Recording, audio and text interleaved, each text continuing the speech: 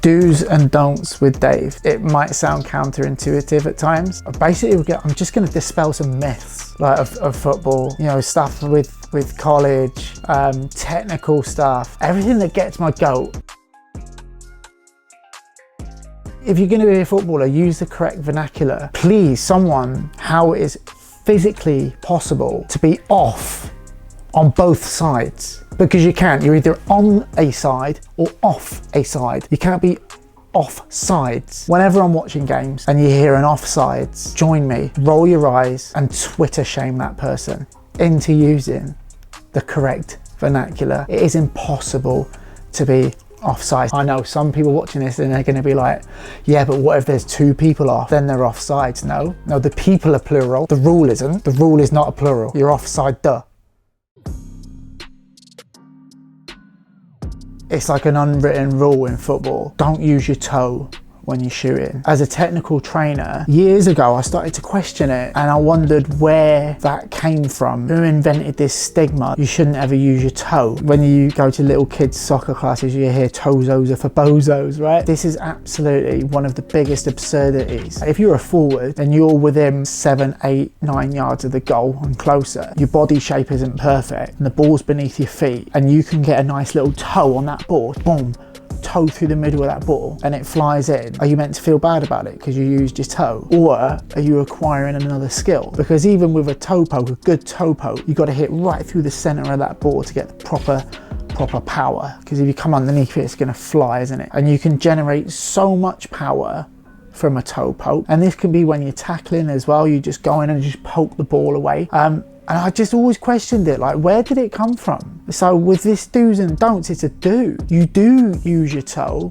and you train your toe, especially if you're like an attacking player. You know, I'm not saying it's a great technique if you're a defender and you clear the ball, because you can't control it. You're going to toe punt that ball, it's just going to fly anywhere, right? But if you're an attacking player, do it, but learn it. And always go on YouTube and search Patrick Vieira toe goal against Manchester United. One of the greatest midfielders in the last 20-30 years, scored a huge 20-yard toe poke against Man United. Didn't hear anybody in AYSA saying, no, Patrick, tozos are for bozos. It was a good goal.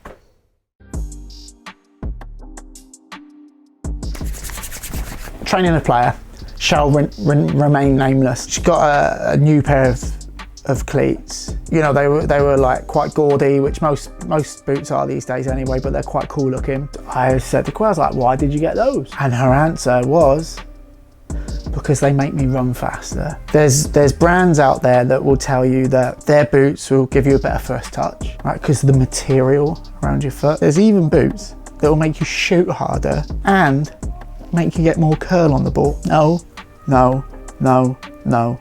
Absolute bollocks. The most important thing about your boots is that you find them comfortable to play in for 90 minutes. It doesn't matter what brand they are. It could be, I don't even know, do Walmart sell boots?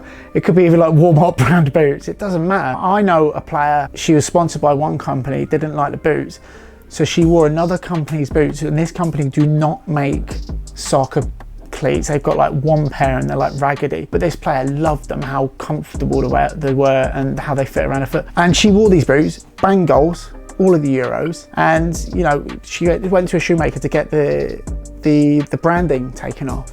And these are like a $40 pair of boots. You've got to tip your hat off to all of these companies, because their marketing is phenomenal. But from my perspective, it's about comfort. Shoes will not make you run faster. They will make you run slower if you're like wearing clogs. Like realistically, over a 20-yard sprint in soccer, if you've got a pair of like Addy on or a pair of swoosh, and swoosh is meant to make you run faster and Addy's meant to make you shoot harder, do you really think if two people are the same speed, that the one that got the shoot harder boots that isn't going to get there before the one who's wearing the fast boots? No, absolutely not. Go out and find a pair of boots that you feel comfortable in. Boots will not give you a better first touch. That's called, it's a new brand of boot. It's called repetition, and it's called a wall and a ball, and it's called going out and working hard. Now they're an unfashionable pair of boot because it actually involves work, right? But it all builds into like where we are right now in society, right? Like instant gratification. Oh, these boots are going to give me a better first touch. No, they're not at all. They might be really soft, so they might like be real close to your skin, so it might feel like you're getting a better first touch.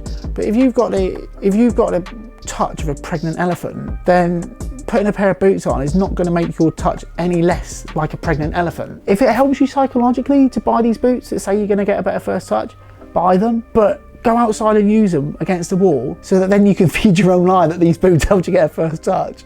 But really, you did it, so reward yourself. It's a mistake that I've made with Beast Mode Soccer actually, and it's one that we've rectified. Is you see these videos and you think these players are just like amazing, right? They've taken 20 shots, they've scored 20 goals, and you watch it and you're like, wow, that went into the top corner, that's awesome. I know it's not real because of what I do. I work with some of the best strikers in the world. In an hour session, they miss more than what they score. In a 60-second video, these people are scoring 10, 15, 20 goals into the top corner. And what you don't see is the full 5 hours it takes to film that. And that is what our footwork's for, that we put on social media. We do that with Rachel, we do that with Alex, we do it with every single player, but that's one part of that session. It's you getting the repetitions in a way that you have to engage your brain to think about a pattern, but more importantly, it's about getting that muscle memory into your body. So, you know, if a kid's running at you, all of a sudden you pull back and you go outside. Watch social media videos. Don't think that that's reality.